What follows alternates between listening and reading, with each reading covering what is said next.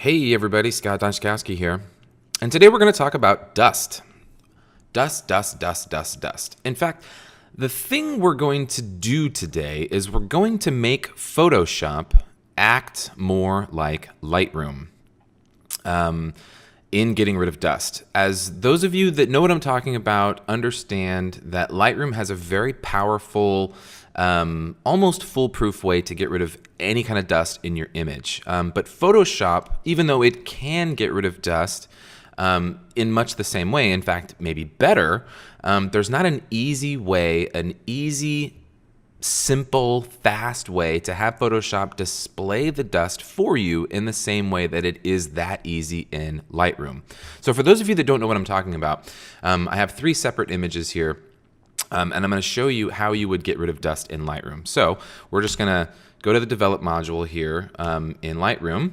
We have an image that's already been processed, but typically, in your processing, I get rid of dust at the end.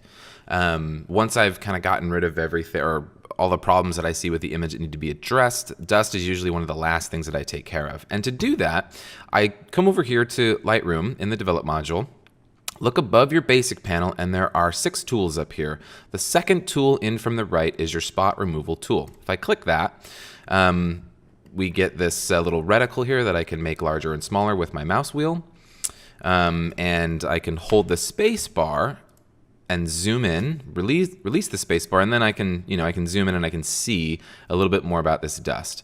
I can hold down the space bar and I can move around the image like so, and you can see there's quite a few pieces of dust here that need to get taken care of because the Alvord Desert, which is where this is quite dusty when the wind kicks up.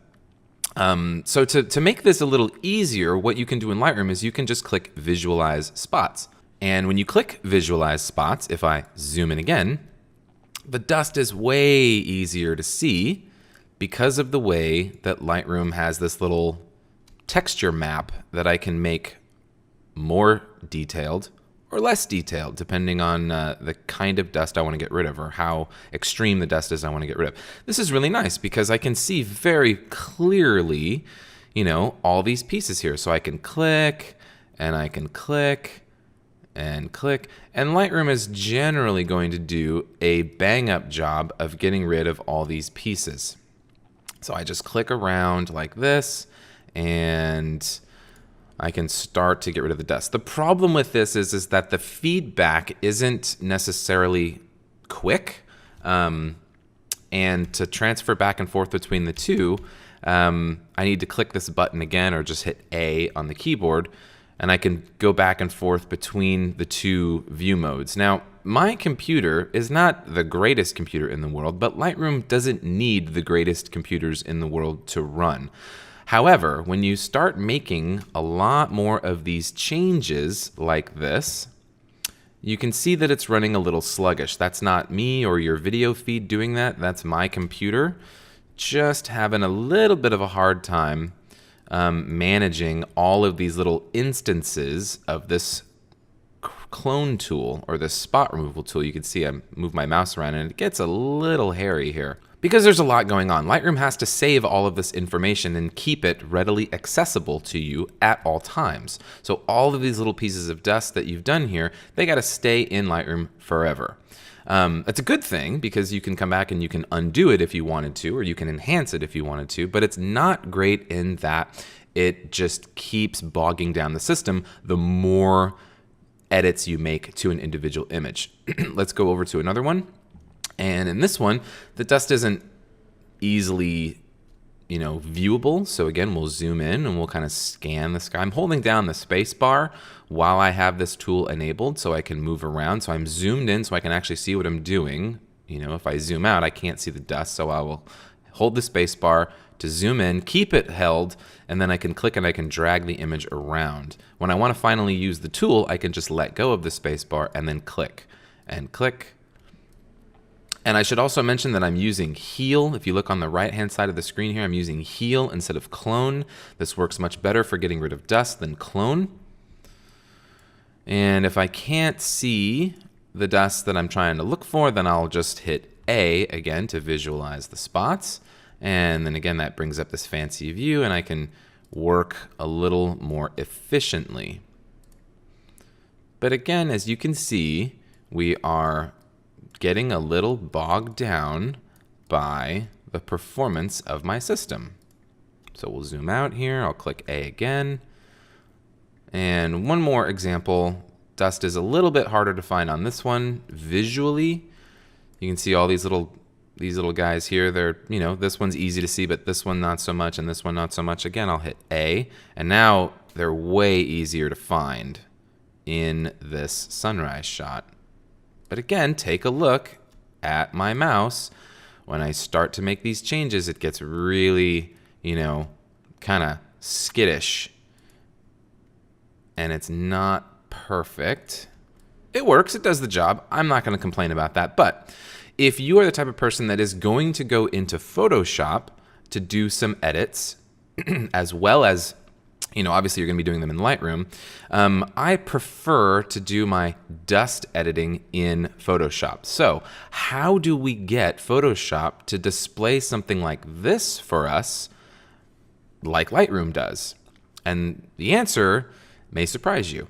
So what we're going to do is I'm going to reset the clone tool here. I'm going to move over to this image, and I'm going to click the reset button. Again, not this reset button in the lower right-hand corner, but the reset button in the upper right-hand corner, just underneath your spot removal tool. Okay, we'll go to this image, and we will reset this one as well. I'm going to hit A to get out of that view. I'm going to hit G to go back to my grid. So we have the 3 images that are ready to be finalized in Photoshop. I do lots of stuff in Photoshop. Mainly it's sharpening. I'll do that Orton glow effect that I've taught so many people to do, and dust as well. I'll do all 3 of those things at the same time in Photoshop. I find that Photoshop's dust removal tool, or its spot removal tool, is much better than Lightroom. It's using content-aware fill rather than, for lack of a better word, a clone, which is what Lightroom does. But the display in Lightroom, seeing the dust, is much better than in Photoshop until today. So we're going to click all these 3 images. I'm going to right-click in one of them, select Edit In, and then Edit in Photoshop. And now it's much easier for me with my mouse wheel to zoom in and out, hold the space bar, and move around, zoom out, zoom in, move around. So I just like the UI a little better. For doing this kind of work in Photoshop. It's much easier for me to get around. For those of you that are using a mouse in Photoshop, you want to take a look at my Photoshop basics video, because that tells you how to do this. But I'll just show you really quick. If you're on a Mac, you want to click on Photoshop up here, and then go to Preferences. If you're on a PC, like I am, you want to go to Edit, Preferences, and then we'll just click General. And what we want to do here is find Interface, Workspace. I always forget where this is. Tools. So Preferences, Tools, and then Zoom with Scroll Wheel. And what that allows you to do is zoom in and zoom out very easily and quickly with your Zoom tool. So I'm going to be using this tool over here, which is the Spot Healing Brush. And since Photoshop doesn't save all of your edits like Lightroom does, it's much quicker just to click around the screen, right? And use a very small content-aware fill brush like I have here. Again, I can make the brush smaller or larger by using the bracket keys. And zoom in, make my brush smaller, click, click, click, click, click. So you can see this is very easy. It's a lot quicker than doing it in Lightroom. Lightroom, you don't have to wait for Lightroom to find an area that matches where you've targeted for it to effectively clone from another area. But the problem is that there's a lot of dust in here. This one, this one, this one, and this one that are very, very hard to see. So we want to make Photoshop display for us an image here that's going to make it easier for us to see all this dust. I'm going to go to my history panel here and just go right back to open so that we have all the dust again. And here's what we're going to do. So you are going to make a custom curves adjustment so that you can overlay a way to see more of the image that makes it easier for you to get rid of the dust. We're going to use the curves adjustment layer for that. So in your adjustments panel here, you're going to find curves. And this curves panel will pop out, and we are going to get your image to look like this, essentially. Look at all those funny colors, but look at how easy it is to see all of the pieces of dust now. There. Whoops. There. They're everywhere, right? All of these little things are dust, and they're way easier for us to see here in this mode using this kind of view than just seeing it like this. So much easier. And I can click this on and off very easily, right? So how do we get this curves layer to look like this? That I can come up and I can select this anytime I want, okay? So let's ditch this really quick. We'll toss that away. We'll go back up to curves.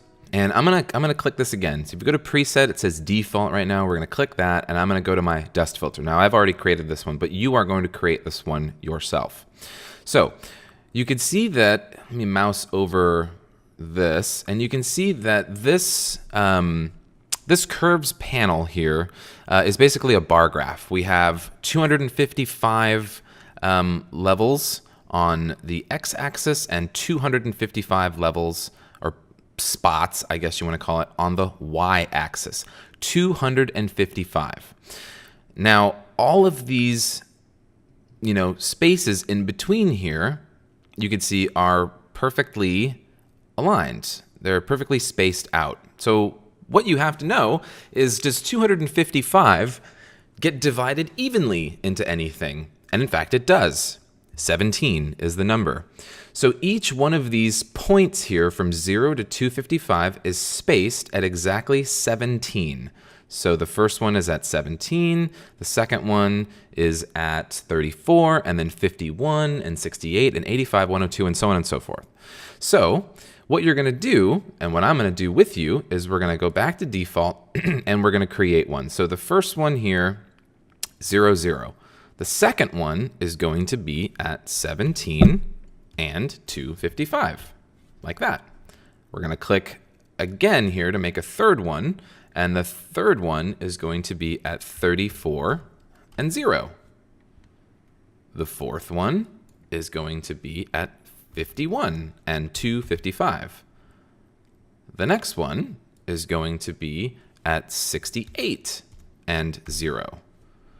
And you just keep doing this over and over again, 85 and 255.